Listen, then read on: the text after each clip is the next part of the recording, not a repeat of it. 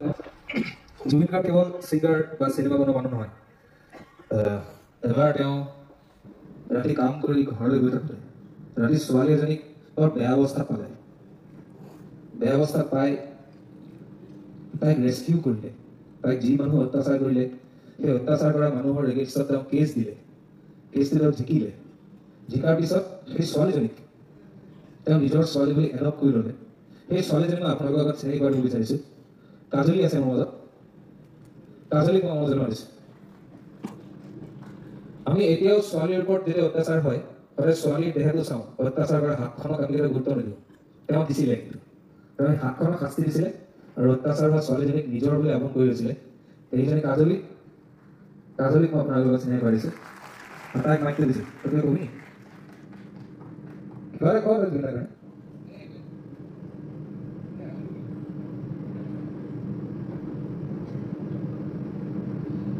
প্ৰথমতে আজি মই প্ৰথমবাৰ ষ্টেজত এনাউন্স কৰিছোঁ যে মোক এটা নতুন জীৱন, নতুন জন্ম জুবিন পাপাই দিছিলে মোক, যিটোৰ বাবে মই আজি ইয়াত থিয় হ'ব পাৰিছোঁ।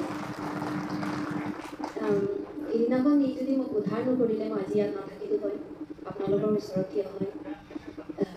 আৰু তাৰপিছত মোক মানে এডপ্ট কৰি নিজৰ ছোৱালীৰ নিচিনা তাৰ লগত থাকিলে, বহুত দিন থাকিলোঁ। 14 চনৰ পৰা 25 সেইটো বছৰলৈকে, সেইটো বছৰ লাষ্ট জাৰ্ণি আছিলে পাপাৰ।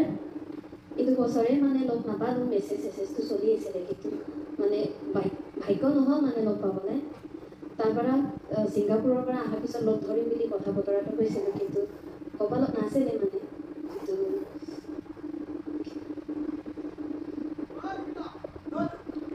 আজিকালি চেকনত থাকে আৰু এতিয়া চেকনবাসীৰ দায়িত্ব দুটা আছে, মানুহখিনিয়ে তাইক চাব। আৰু এইটোৱে জুবিন গাৰ্গ, মানে জয় জুবিন দাই চিঞৰিলে, চবেই চিঞৰিলে ভাল লাগিব। Thank U.